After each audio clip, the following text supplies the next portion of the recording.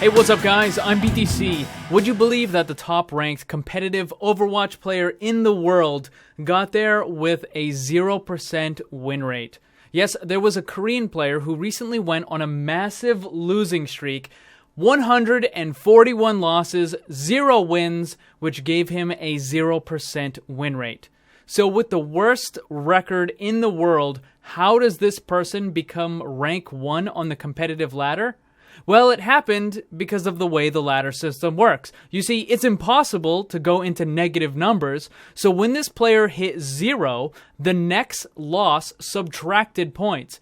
There was only one place it could go, which was all the way to the top. Basically, he kind of like wrapped around the entire ladder system. And thus, the player with the worst record in the world somehow became rank 1 Grandmaster. Something similar to this actually happened in the old Civilization games with Gandhi. At first it started as a bug, but they've continued the tradition just because it's funny. So what would happen is Gandhi had an attribute for his aggression, and it was set at the lowest possible level. Well, when his country would advance to a democracy, the aggression level would get a -2. Well, because he was already at the lowest level, what would happen is it would loop back around and he would actually get a maximum of 255. So Gandhi would go from he doesn't want to hurt a fly and everybody is awesome, peace, love, all that stuff, and he would become this nuclear annihilation monster that wants to destroy everything on the planet. Alright, so back to Overwatch. If you look at the stats of this player, you can see that clearly he was intentionally losing, and therefore griefing everybody else that was in a game with him. No one is going to get a record of 0 wins and 141 straight losses without intentionally trying to lose.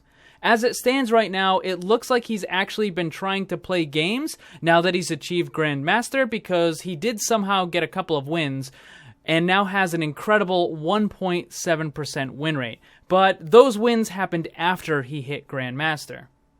Now, so far as I know at this point, Blizzard hasn't commented on this, and I don't think they actually want to bring any attention to it, because if a lot of people know about this, then you're going to end up with a lot of copycats, and then you're going to have just tons of people that are in games intentionally trying to lose so that they can get to 0, and then it can roll back up to Grandmaster, and they can, kind of cheese their way into the Grandmaster position. So Blizzard hasn't said anything, but they're definitely going to fix this, because this is a pretty big issue. So for this particular player, it's very possible that Blizzard is going to remove his ranking and possibly give him some sort of a punishment on his account.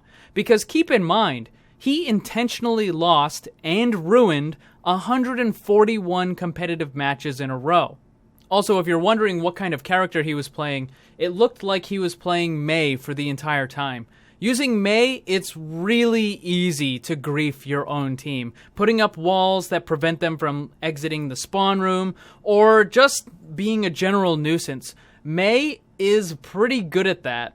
Another thing that's been brought up about this whole situation is how points are rewarded in the competitive ladder.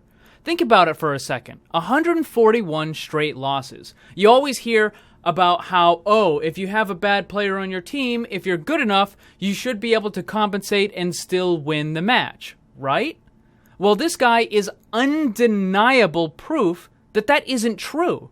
This guy had 141 losses in a row, and not a single team he was on was able to compensate for his dead weight.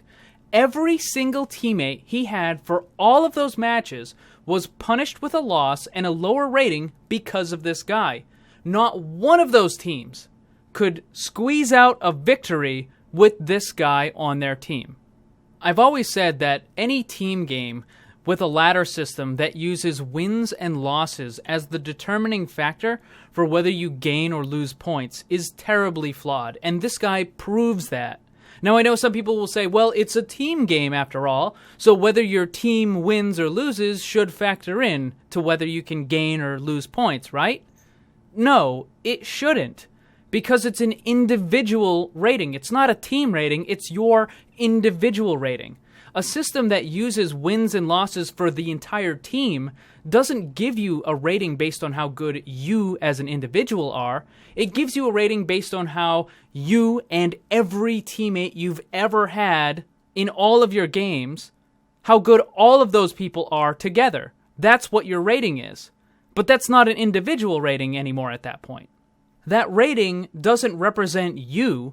It represents you and all of those other players.